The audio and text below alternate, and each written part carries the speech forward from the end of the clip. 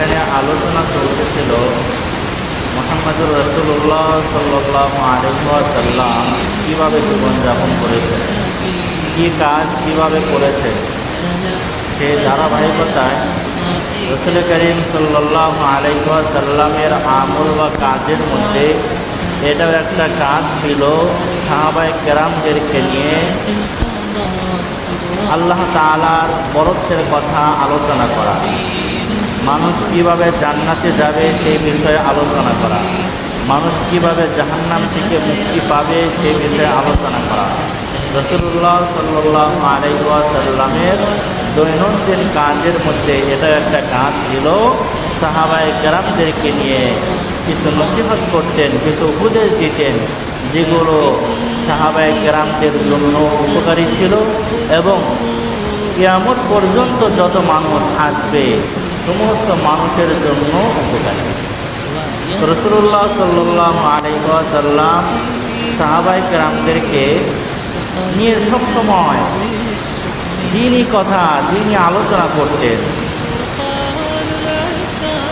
এমন আলোচনা করতেন যে আলোচনা শুনলে সাহাবায়ে কেরাম তাদের নিজেদের জীবন পরিবর্তন হয়ে যেত, এমনকি ওই আলোচনাটা কিয়ামত পর্যন্ত থাকবে। ওই আলোচনা যারা শুনবে, মানবে, তারাও দুনিয়াতেও সফলতা অর্জন করতে পারবে এবং আখিরাতেও সেই কাঙ্ক্ষিত জায়গা জান্নাতে প্রবেশ করতে পারবে।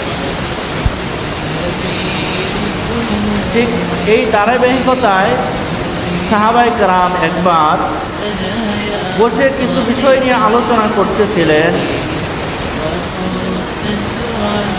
দুনিয়ার সম্পদ নিয়ে আলোচনা, আখিরাতকে নিয়ে আলোচনা, কারো পারিবারিক জীবন নিয়ে আলোচনা, কিছু হাসি তামাশা বিনোদন নিয়ে সাহাবায়ে কেরাম এক সময় তারা এভাবে সময় পার করতেছিলেন। তো রাসূল করিম সাল্লাল্লাহু আলাইহি ওয়াসাল্লাম হঠাৎ সাহাবায়ে কেরামের মাঝে আগমন করেন। রাসূলুল্লাহ সাল্লাল্লাহু আলাইহি ওয়াসাল্লাম সাহাবায়ে কেরামের মাঝে আগমন করে সাহাবায়ে কেরামদেরকে উদ্দেশ্য করে বললেন, তোমরা যে যে বিষয় নিয়ে আলোচনা করতেছো প্রত্যেকের বিষয়ে আলোচনা করার আগে তোমরা প্রত্যেকে এই বিষয়গুলো স্মরণ রাখবা, মনে রাখবা। রাসূলুল্লাহ সাল্লাল্লাহু আলাইহি ওয়াসাল্লাম তখন সাহাবায়ে কেরামদেরকে উদ্দেশ্য করে বললেন, হে আমার সাহাবায়ে কেরাম, আমি তোমাদেরকে এখন এমন কিছু বিষয়ে উপদেশ দিব যে বিষয়গুলো মেনে চলার কারণে তোমরাও দুনিয়াতে সফলতা অর্জন করতে পারবে এবং বিগত সময়ে এবং ভবিষ্যতে যারা দুনিয়াতে আসবে তারাও যদি এই কথাগুলোর উপর আমল করে তাহলে তারাও সফল হতে পারবে, তারাও নিজেদেরকে জাহান্নাম থেকে বাঁচিয়ে জান্নাতমুখী করতে পারবে। এই কথা বলার পরে রাসূলুল্লাহ সাল্লাল্লাহু আলাইহি ওয়াসাল্লাম সাহাবায়েদেরকে বললেন,